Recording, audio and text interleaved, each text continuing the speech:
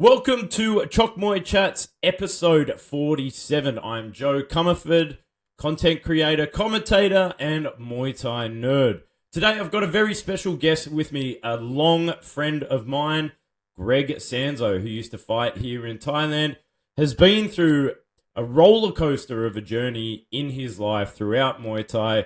This is episode 47. You can catch it on YouTube and Spotify. Please like, share, and subscribe for all conversations about Muay Thai life, anything to do with the sport. That's what we cover here on this podcast.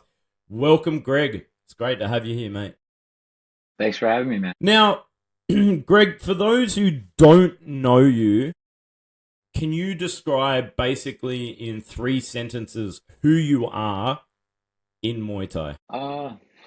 3 sentences. Wow, that's tough with 3 sentences. You can go I beyond was 3 sentences. I just yeah, thought that might be a way to limit it.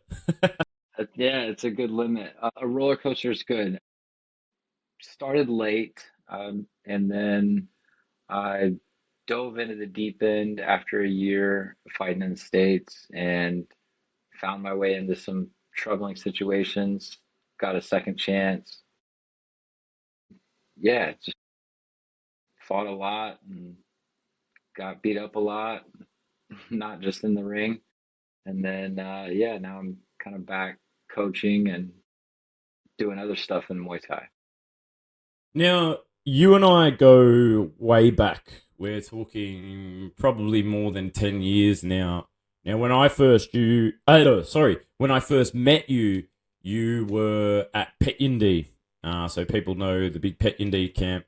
Just going before that time, nearly more than 10 years ago, how did you originally get into Muay Thai? Yeah, I was working at bars and security and handled a situation, I guess. And then a bunch of friends were trying to talk me into, fighting UFC, and they just wanted me to try and make money fighting. So I got into Muay Thai. I didn't really care for all the semantics of MMA. I wanted to do something more focused on the art of it and the martial art. Um, had known about Muay Thai, but just I went and tried it at a gym here in Houston with Sammy Mungunia, and TJ was actually there too.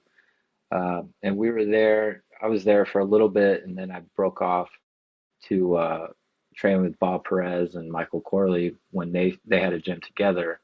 And then I moved to Thailand like a year after fighting. So, you know, I like I said, I was a late starter, so I just kind of hit the ground running. I went to Thailand after a few months of training, and then went to Sitman Chai for a month and had my first fight and won. Broke a dude's arm in the first round, and that was pretty much it. I was hooked. A year later, I moved to Thailand and to Pet Yindee, and was one of the first foreigners in their program, and that was that was wild. That was pretty pretty eye-opening experience there.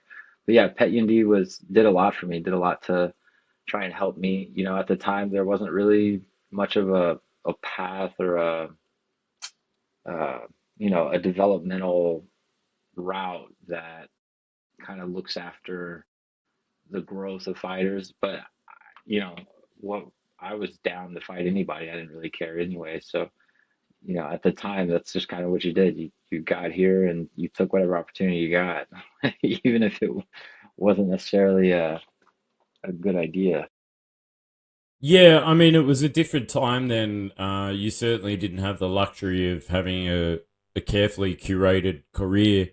Now, what initially drew you to coming to Thailand? I mean, before Muay Thai, you were a professional soccer player, right? And then you made the transition to Muay Thai, fell in love with it, took your first trip, and came on over. What do you think was the driving factor of making the move over to Thailand? I mean, from the first time I trained, I knew it's what I loved it so much that I was going to try and get as good as I could possibly. I was fully committed to just diving headfirst into the art form and trying to, master what I thought was fighting at the time, but became mastering myself. It was just nothing felt better to me than training and then fighting. it just gave me a sense of belonging, a sense of purpose in a way that I hadn't really felt outside of, other sports. After, after training for a little bit, of course, you want to go to where it originated, the mecca of the sport.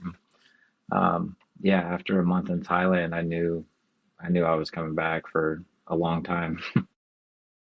Now, can you run us through kind of the early stages of your career in Thailand? Were there steps into getting onto some of the TV promotions? Did you fight on the tourist stadiums first, and then step into the TV promotions like MX Moy Extreme? I mean, if people know, you fought on things like Max Muay Thai when it was at its peak, and MX Moy Extreme, some of those bigger promotions where they were kind of the pinnacle at the time of entertainment Muay Thai. Did you start off fighting in places like Phuket, or did you just throw yourself straight into the deep end? Yeah, I mean, my first stay at Pet Yindee when I moved to Thailand, I mean, right away I fought at Lumpini, if you want to call it that.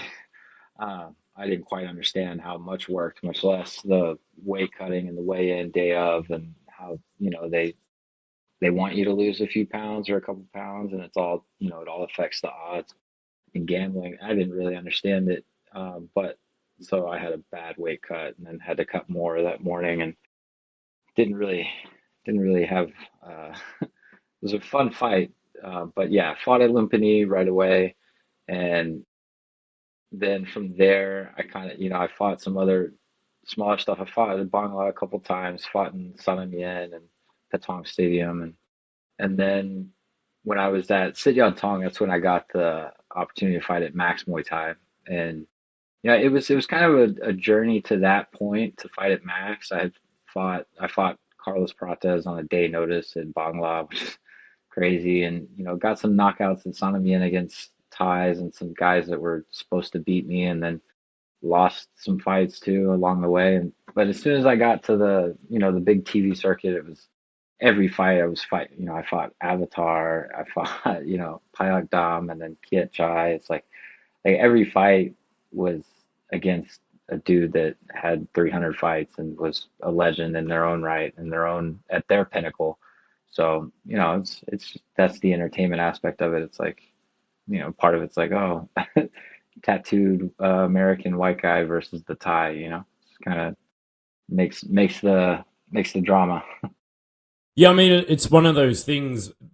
Back then, when entertainment Muay Thai was kind of in its infant stages, you would have these fighters that you would see on those circuits time and time again. And I remember you were one of them because you sort of had that markability of, the illustrated man kind of, thing, this big kind of heavyweight guy. Because you were fighting at a fairly big weight division in terms of Muay Thai. And a lot of the Thais that you were fighting were heavy hitters as well. Like, people have got to realize that, a lot of these Thais that you were fighting had grown into that weight division. So they'd had the experience at lower weight divisions and had the technique and had the development as they've grown, but then they've grown into their power. And people tend to kind of forget that like, there's development in their skill set. So going more to the Pet Yindee side of things, training there, it was a fairly traditional Muay Thai camp.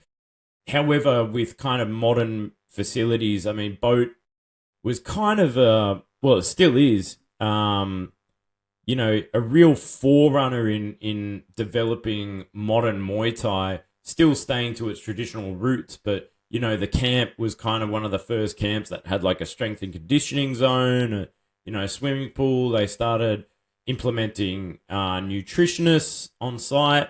He was kind of, he's a genius, Boat Pet Yindee. What did it mean to be one of the first foreign fighters to be training out of such a prestigious camp?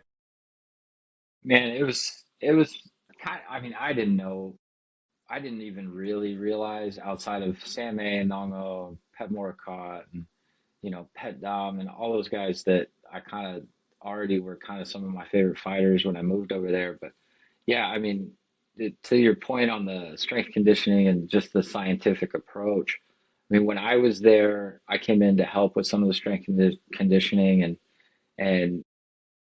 and then they brought in Hot, who, he got his sports science degree in the UK, I believe, and he came in and brought in heart rate monitors and the whole nine, which I'm pretty sure they were the first to be doing that.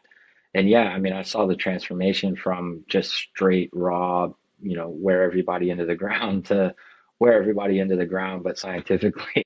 I mean, everybody's, up on the screen, you've got everybody's heart rates and where they're at, and the understanding of like how and when to change and when to keep them in certain zones. Like, yeah, it got really scientific, but still raw Muay Thai, like training at the highest levels. I mean, it's just a stable of top fighters. So it was pretty intense, but seeing that change kind of happen while I was there was pretty cool. But yeah, being one of the first foreigners there, like as a part of their program was it was pretty cool. I was there with Ricky and with Dan McGowan and a couple other guys that are still doing good stuff in Muay Thai. But at the time, man, we were kids, and Savas was there. He was 14 or 15 when he moved there. So it was cool. We as foreigners, there weren't a lot of us other than people visiting, but man, we were all kind of paving a path that we didn't really have too much guidance. I think Boat and the gym, they wanted the best for us, and they wanted, he saw it early. He saw that the future would be with foreigners, and I mean, I don't know how how I got lucky that he took a risk on me and then gave me a second chance after I messed up. So I owe a lot to Bo and his family and all the Pet Yindee gym there. They just they did a lot. Uncharted territory with a crazy foreigner that just wants to fight everybody. But yeah, hats off to them now. They're doing just wonderful things, and and I think we're seeing the ebb and flow of the Muay Thai industry and how it's shifting right now. So I think it's going to be interesting to see how they develop and kind of re readjust as things are shifting.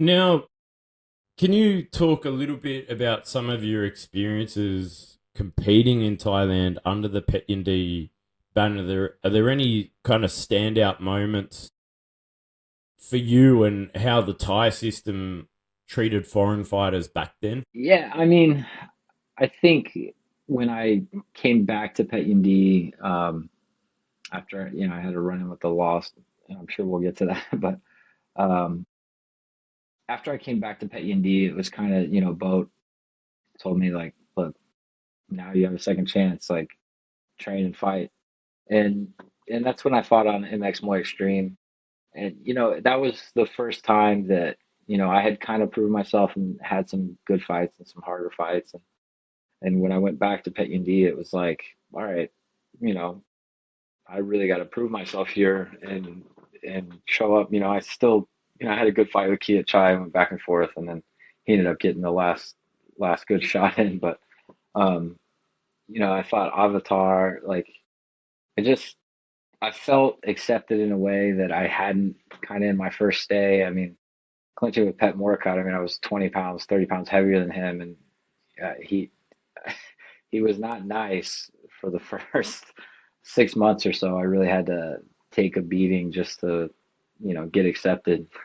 And then we played some soccer, played some football, and that kind of won him over. Now, thinking about some of those big names like Pet Moricott and other big names, who are some of your favorite fighters from Pet Yindee at the moment? Man,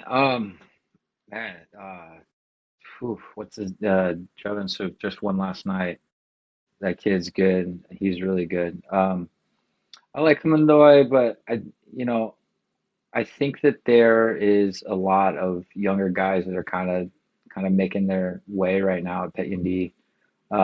Man, I mean, I don't know, they're all studs, but I feel like a lot of them, all of the guys that you know that I'm familiar with, kind of moved on, or Pet Morcott started his own gym now. But um, and I don't know.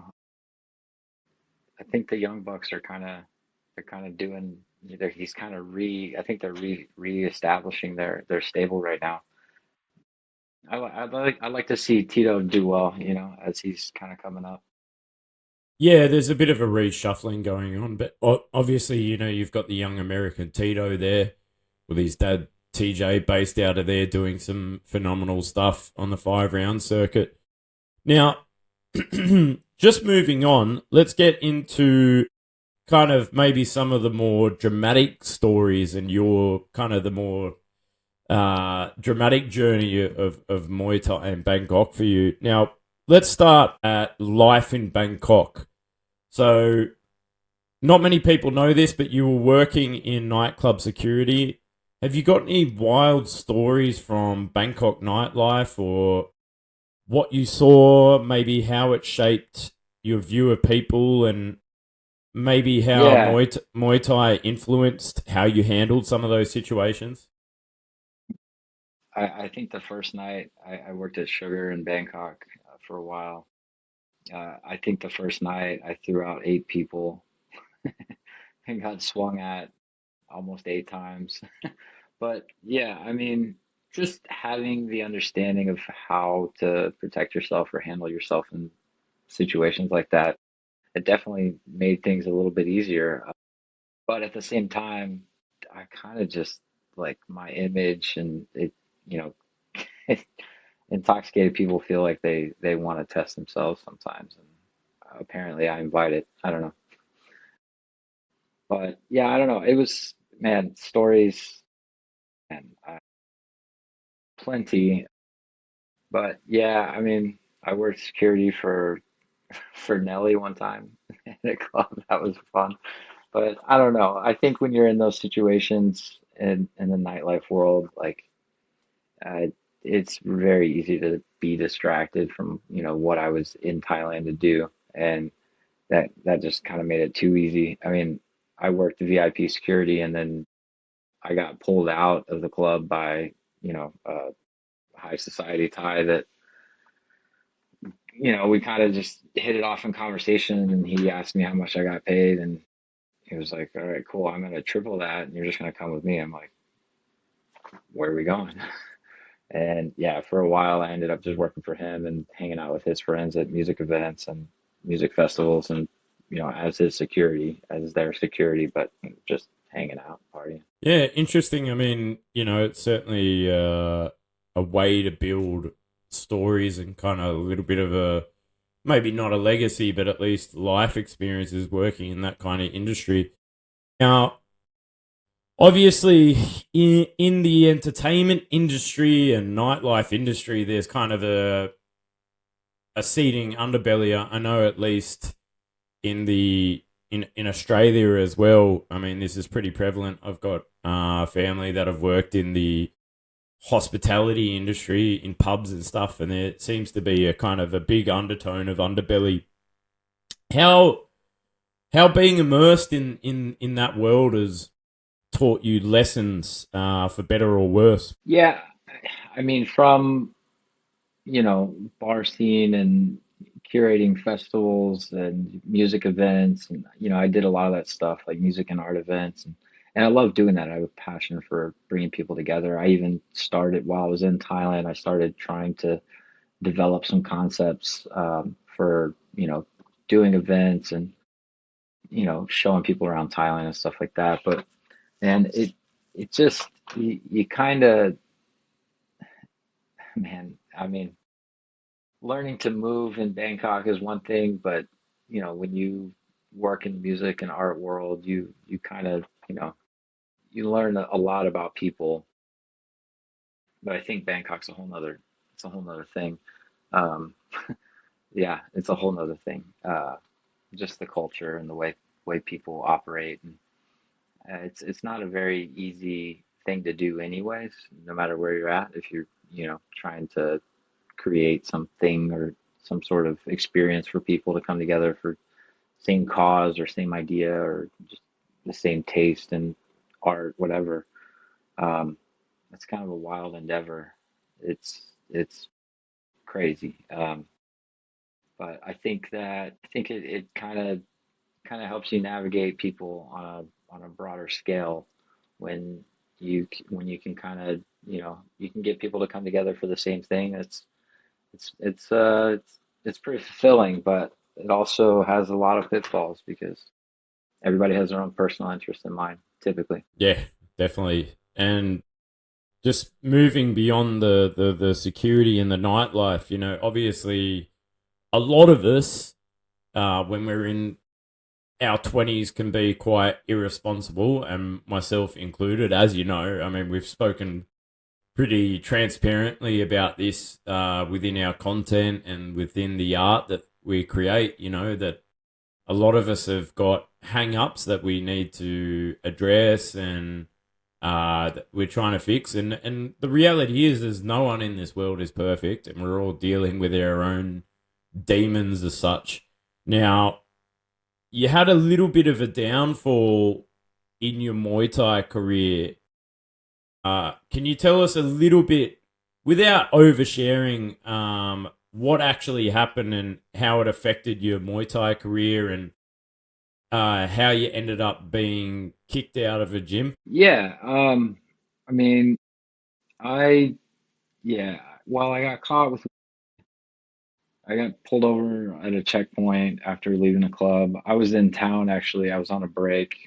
I wasn't even supposed to be back in Thailand for another couple months, but I was with some partners in a music festival that I was working with, and we were trying to bring it to Thailand. So I was in town for just a few days to pitch the music festival to some other organizers. And yeah, one of the nights I went out and then got stopped at a checkpoint and they found a joint in the car. And yeah, I mean, they knew who I was as soon as I stepped out of the car. They were like, "Oh, Ben Luke Jackson." So, they probably watched me on Max or MX, one or the other. But I mean, you're not hard to miss, mate. You're a big guy and covered head to toe in tattoos. yeah, I'm unfortunately pretty recognizable. But the unfortunate thing in that situation is I was the only one in the car that. So everybody went back and we took a drug test. But I messed up kind of. There's the system is the system, and you can't really fight the system, especially not with the system. Yeah, I I made a fatal mistake and thought that I could get out of the situation by calling the embassy, which didn't work out. So they without oversharing it was my fault. The whole situation. I broke Thai law, and um, but yeah, I still was hard headed and thought that I could get out of it, and yeah, I ended up like 13 days in Krong Pen. Yeah, so you spent some time in the Bangkok Hilton. Um, Yeah. can you tell us what that experience was like? I mean, that's a pretty scary thing to think about, spending time in a Thai prison. Um, can you tell us a The little food's bit? the food's good. The The food's food's good. good. Well, that's a plus. And it's big pot curries. Yeah, I mean I don't do the chicken feed too much, but yeah, man, it was a wild experience. I learned a lot about myself, I'll say that. And yeah, it was wild. Do you want me to tell you about the whole thing? You want me to um now, well, I'll say this, like the whole prayer before dawn thing, there's a lot of embellishment within that film around hmm hmm the experience within Thai prison. Like, I mean, it was a one of the most glaring examples of like a sense of community in a nightmarish place. Like I've never experienced that. I mean, we all everybody separated into, we were on one block with like 200 people in an open air, like caged in, almost like an outdoor gym type vibe, but just caged in, concrete floor, head to toe. And then within that block, you're separated into like 20 or 25 people. I think 25. And then each 25 has their own leader. And then each block of 200 has their leader. And then there's like one guy who's like the head of all the prisoners, who's also, a lifer. Hmm. There's just a ton of organization. Each day you get rationed out tobacco and, you know, mosquito repellent, Chinese cookies. It was pretty wild. It was pretty interesting experience. It sucked for me because I mean the whole situation is hellish. I mean, you get a little packet of mosquito repellent, and first night I like emptied it and like was trying to put it all over my arms. I was out before I even like covered both my arms. And then I look over and I watching one of the ties, and he like tears open just a tiny little amount. And he like squeezes out a little bit, and he's like putting it over his forehead and like putting it on his fingers and then down on his feet and his toes. And then I finally realized, like, he like bundles himself up in the blanket, and the only things poking out are like the little spots that he had put the mosquito repellent on. And Mm. yeah, I mean yeah, I just shadow boxed and did calisthenics. Couldn't really sleep. Man, I mean, besides that, I mean, there's like a platform and a hole for both the shower and the toilet sitting right next to each other. No privacy. Just a long line of everybody singing, kind of tie hits while you're trying to relieve yourself. Hmm. And going beyond that, how do you think that time in prison has shaped your outlook on life afterward? Man, at that time when I got arrested, my time in Thailand up to that point, I kind of didn't really appreciate the opportunities I was given. I kind of was just, I was running amok, partying and drinking, and I'd fight and get enough money to party for a couple weeks, and then, you know, blow up and, you know, get heavier than I should be, and then get a call and have to cut, 15, 20 pounds just to, I wasn't really actualizing my potential. I was kind of wasting it.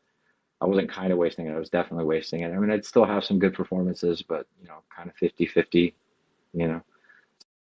It kind of put another fire under my butt to like, all right, like you know, I gotta do what I set out to do.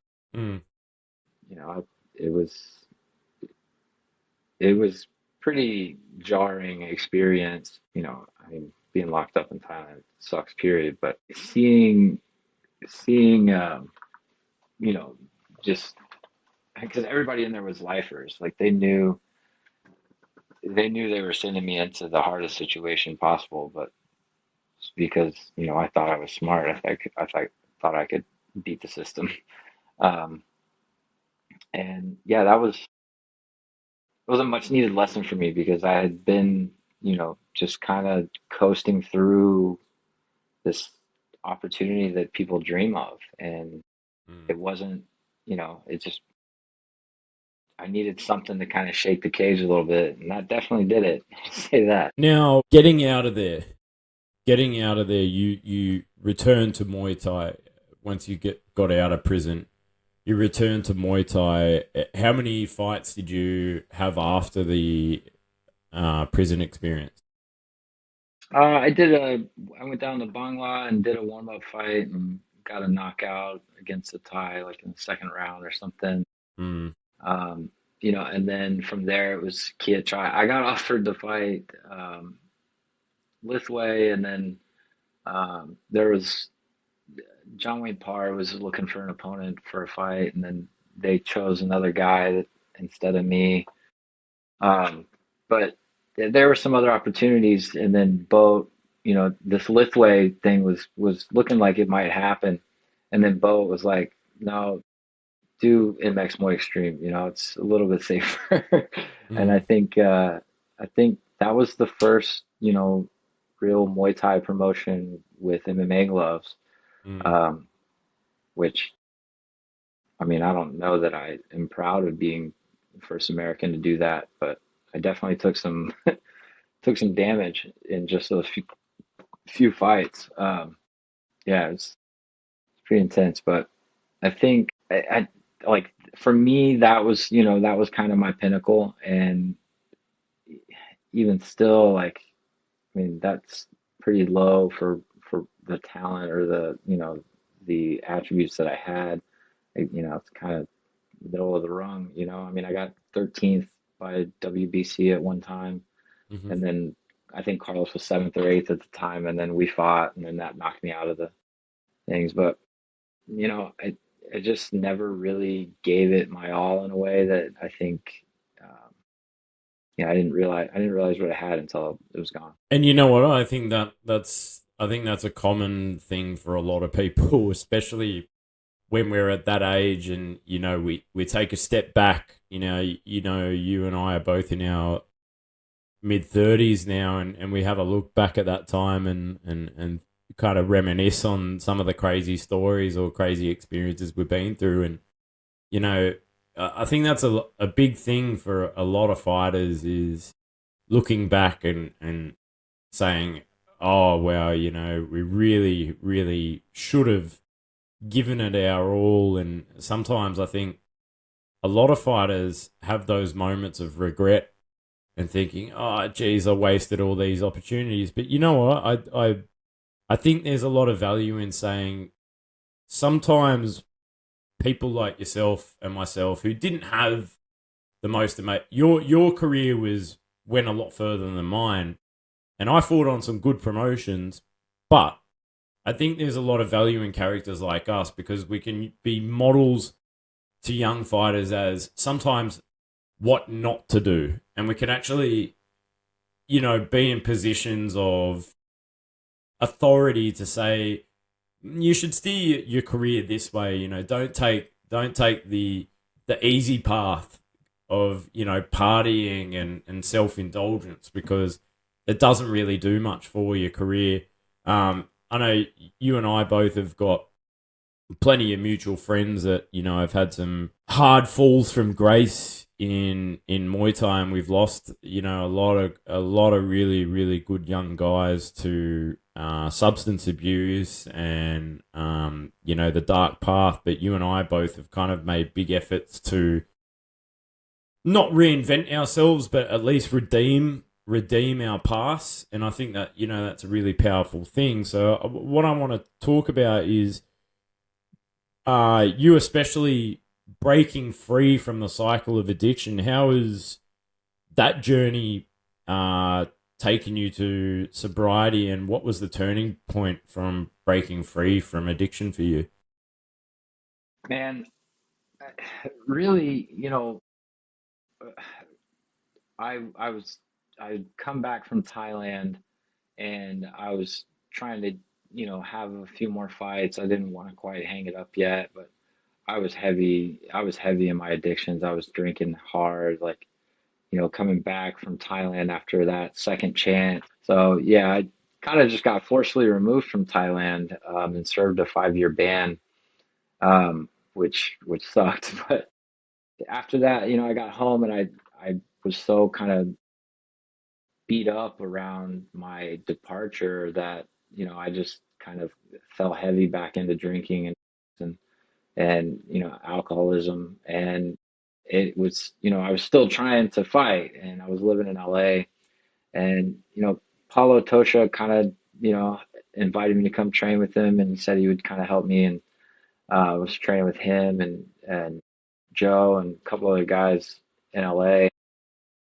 Uh, Man, it just became clear that, you know, I was drinking heavy. And Paulo told me, he was like, dude, go get sober. Like, I can't train you. And you know, that was enough for me to move home and kind of try and resettle myself at home and get back to training people. And then I met my wife, and that kind of shook me out of my my blur.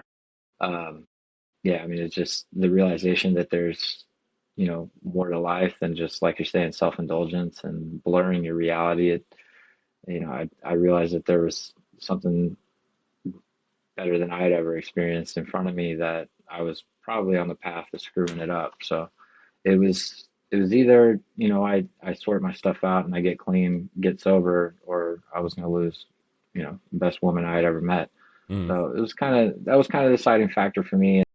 I had already, you know, done enough to damage my my Muay Thai career that, unfortunately that wasn't enough for me to stop drinking. I still found my ways back to the darkness when I had plenty in front of me. So, um, yeah, I think that without sobriety and without moving towards clarity instead of just trying to blur my reality, I owe my life to it, and I wouldn't be where I am now without that path and without that understanding of self. So that's Mm. yeah, I mean that's the easiest thing. That's the easiest thing to take you off of whatever path you're on, whether it's Muay Thai or it doesn't matter, but drugs and alcohol or just distractions of any kind that are toxic.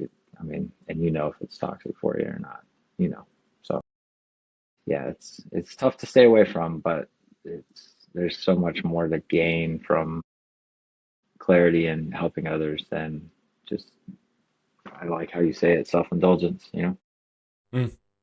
I mean, at the end of the day, and it's no great dark secret that I have my own struggles. I mean, we've talked about this before, and I'm pretty open about it on with my content. Talking about the fact that stuff with that, and it's tough. It's not easy. It's not easy, but it takes a lot of bravery to be able to admit that you're not perfect, and you do have an issue. You do have a problem. What tools or support helped you stay clean? I mean, I don't think enough athletes talk about this, but certainly Muay Thai is very, very hard on you psychologically. And you can understand why a lot of people get themselves trapped into the cycle of, self abuse. What tools helped you stay clean? I personally, I went through AA in the program, but for me, it's really about structure and a kind of an organized path to rediscover and understand yourself and the things that make you reach for delusion, I guess, um, to put it simply.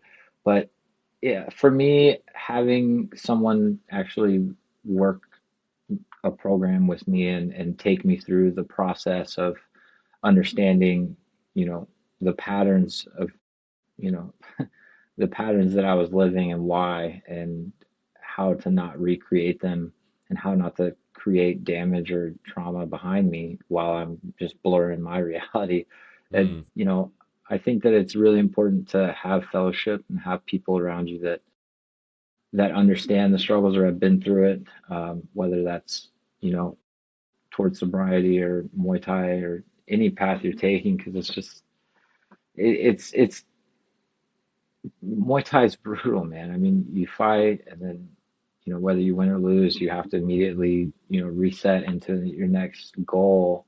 And there's a lot to be said about what that is psychologically between, fight camp, getting through a fight camp, fighting and winning or losing, resetting and going right back to the next thing. Like, I mean, it's a tough road. It's a tough road for any human. So it, there's a lot of darkness that if you're not mentally equipped or you understand, if you don't have any understanding of it, like you're kind of left to your own vices and whatever patterns of dealing with stress or hard times that's it's gonna show up, whether you think you got it under control or whether you're focused or not. Like, whatever that looks like, whether it's substance or alcohol or toxicity in the way you have relationships. Yeah, it shows up.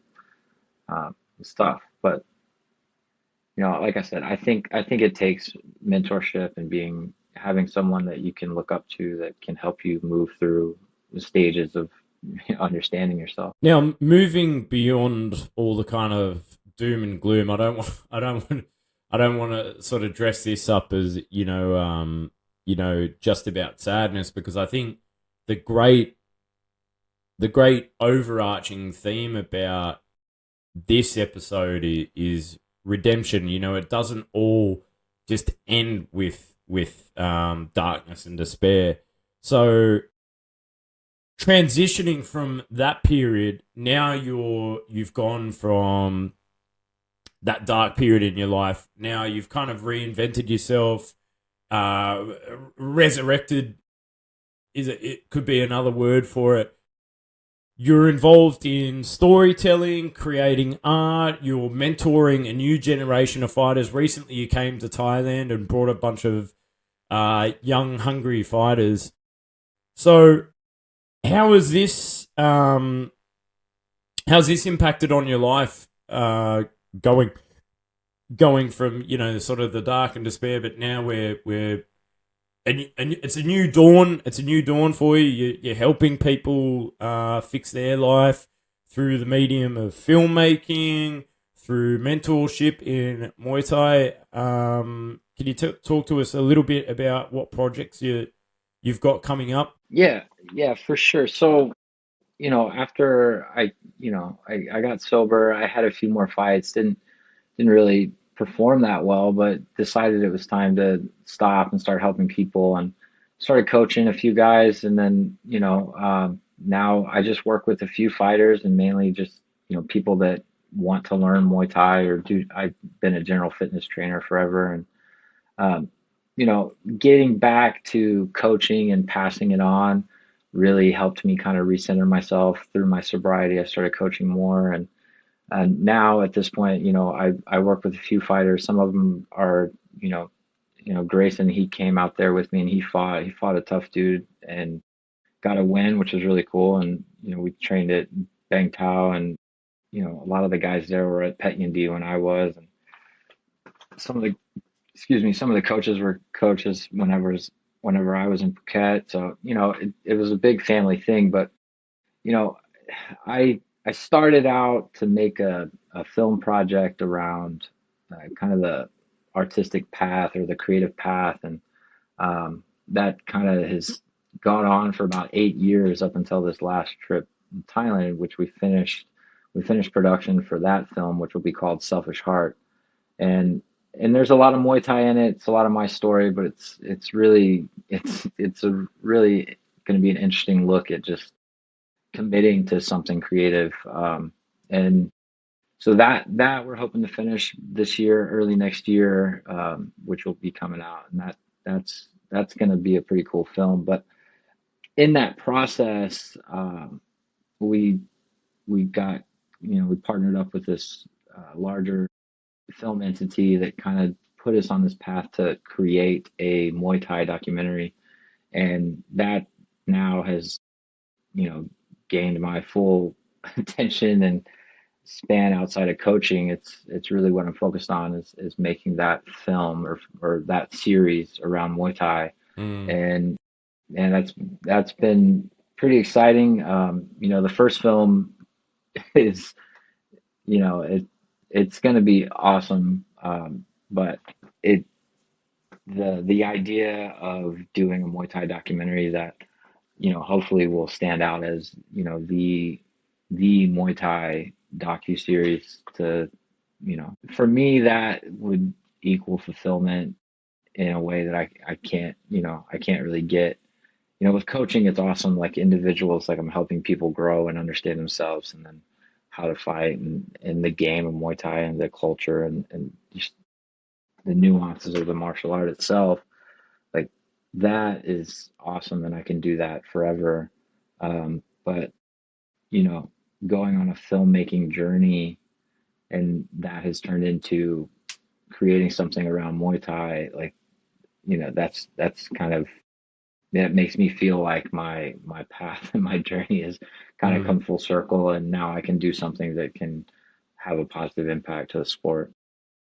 Yeah, I think a big part of it is, helping others. I think, uh, uh kind of outreach or social outreach is a big way of kind of bringing yourself out of that darkness, because you kind of tend to stop focusing on yourself, and then you start giving back to the sport. And I think it's a really powerful pathway to take once you kind of finish, is by giving back. I mean, Muay Thai has changed a lot of us for the better or for worse. Sometimes the best part, sometimes the not so the not so good parts. But I think it's really powerful to hear that like a big part of it is giving back.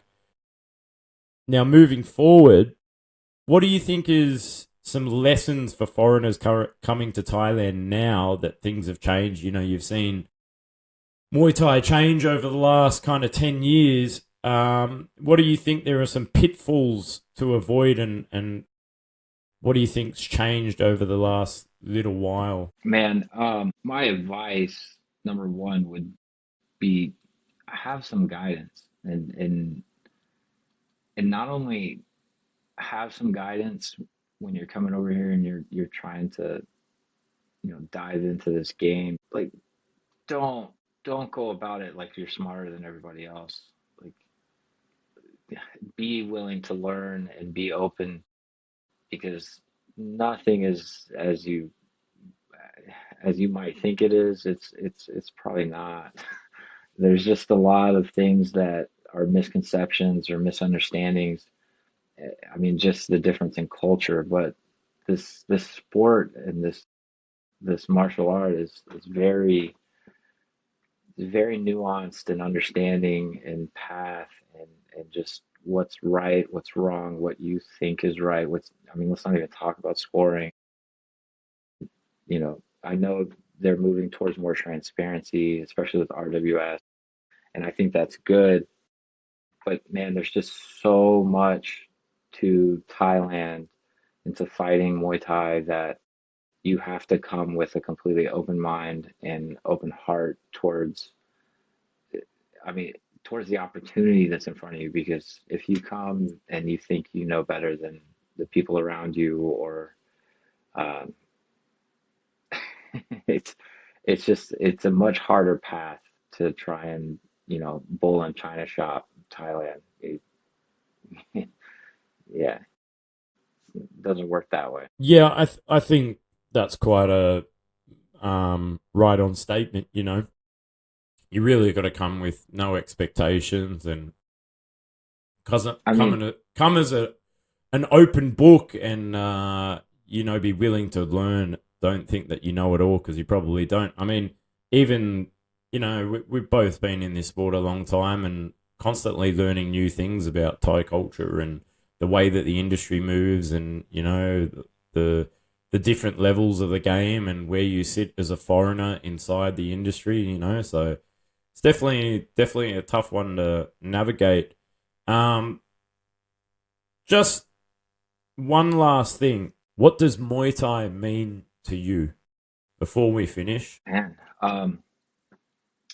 Muay Thai is a way of life, and I think that it is a healthy diversion from a lot of what is considered norm in our societies. I think that it's an outlet and can be a path to abundance and purpose, but at the same time, man, it's a wild game. I'll say that. It's a wild game, but for me, it's a way of life, and it's more than just training and fighting and coaching. It's respect, it's honor, it's tradition, and it's essence of self improvement. I think that's it. Excellent. Well, Greg, thanks for coming on to Chok Muay Chats. It's been a great chat, and a lot of valuable points of experience to take away from this episode, I think. And thank you for being an open book and sharing your journey, especially about things that are not so easy to talk about. I wish you the best of luck with future projects. I'm sure that we'll see each other in the near future. My friend, thank you for coming on to Chok Muay Chats. This was episode 47. Where can people find you online? Online, I just have an Instagram. I'm kind of bad about all that stuff, but yeah, it's you can find me Gregory Sanzo on Instagram or Sanory Gregzo, just SANORYGREGZO. It's just my first and last name mixed up, but yeah, I'm gonna try and start doing some more stuff to promote some of the projects, but I kind of like creating, man, all the semantics, and I mean, I'm glad you're good at it. Cheers, mate. That means a lot. Yeah. So, anyway, I'll put your link in the bio of this episode. You can check out Chok Muay Chats on YouTube and Spotify. This will be available on Sunday, the 31st of August, 2025.